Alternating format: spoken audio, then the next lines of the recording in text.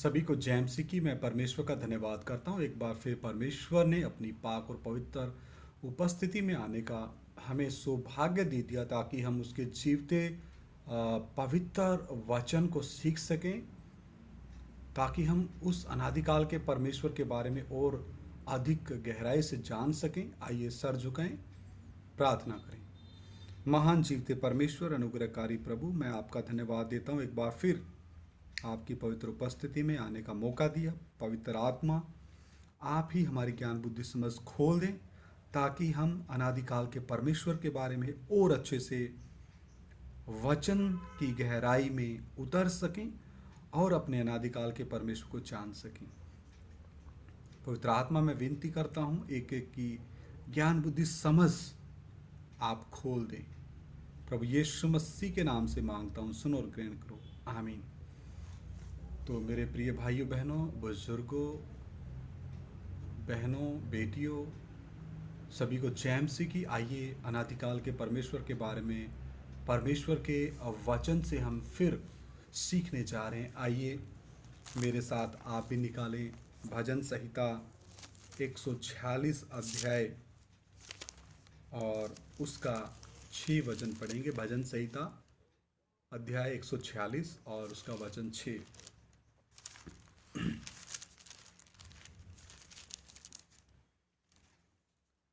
वह आकाश और पृथ्वी और समुद्र और उनमें जो कुछ है सब का करता है, और वह अपना वचन सदा के लिए पूरा करता रहेगा।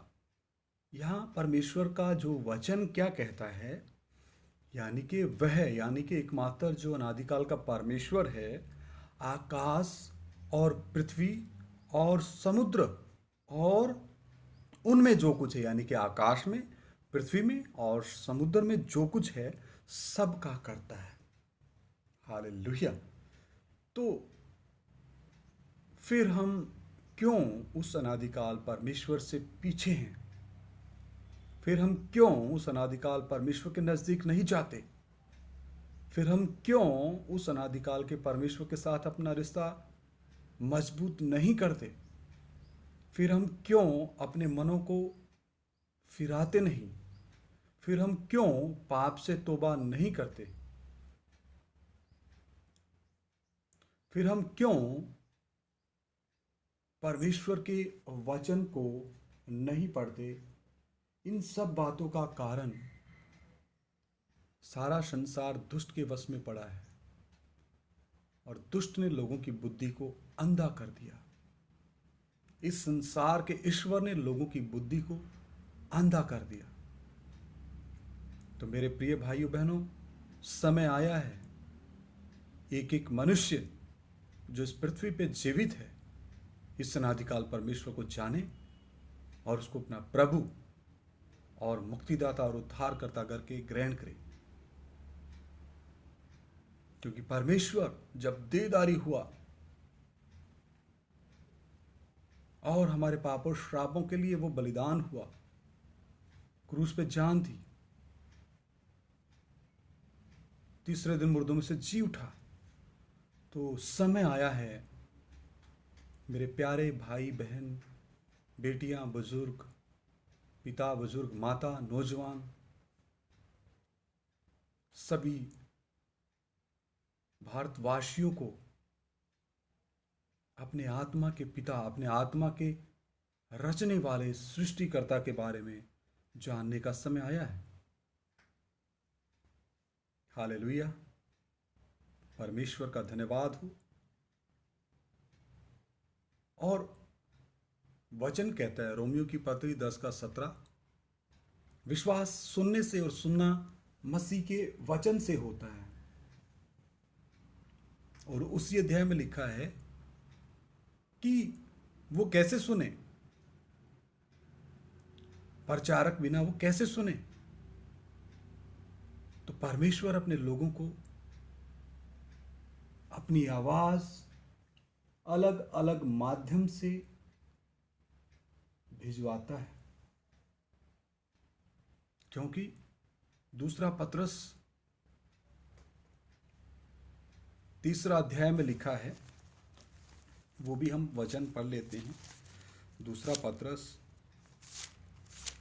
दूसरा पत्रस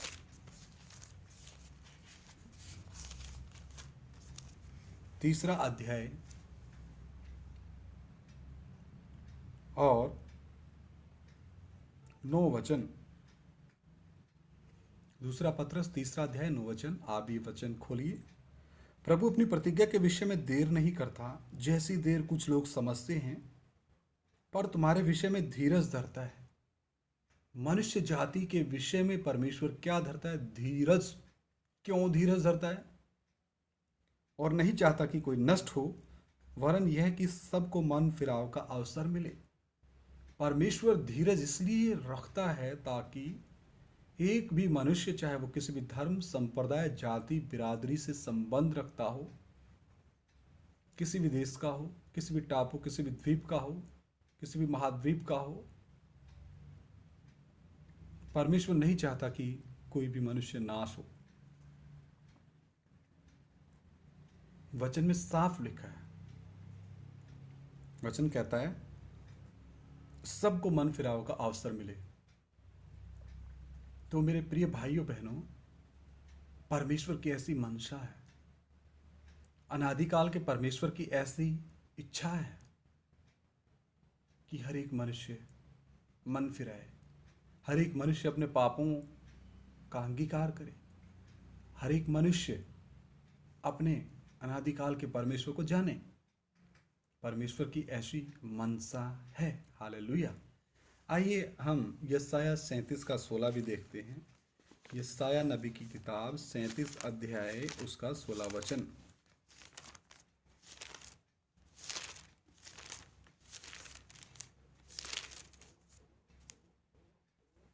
हे सेनाओं के यहोवा, हे करूबों पर विराजमान इज़राइल के परमेश्वर, पृथ्वी के सब राज्यों के ऊपर केवल तू ही परमेश्वर है। क्या कहता है परमेश्वर का वचन?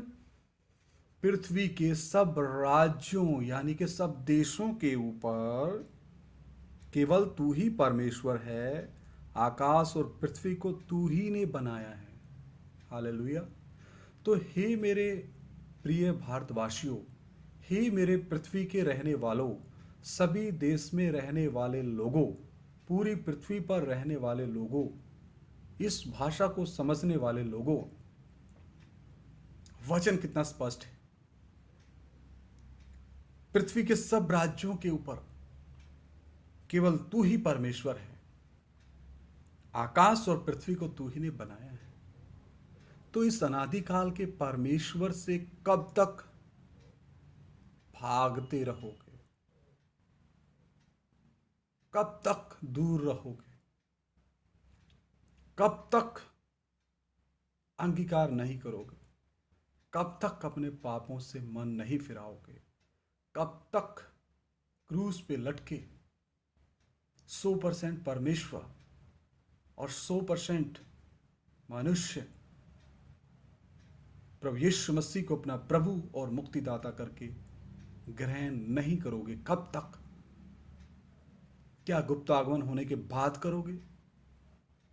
जब कलीसिया उठाई जाएगी उसके बाद करोगे? नहीं मेरे प्रिय भाइयों बहनों, समय आज है, अभी है।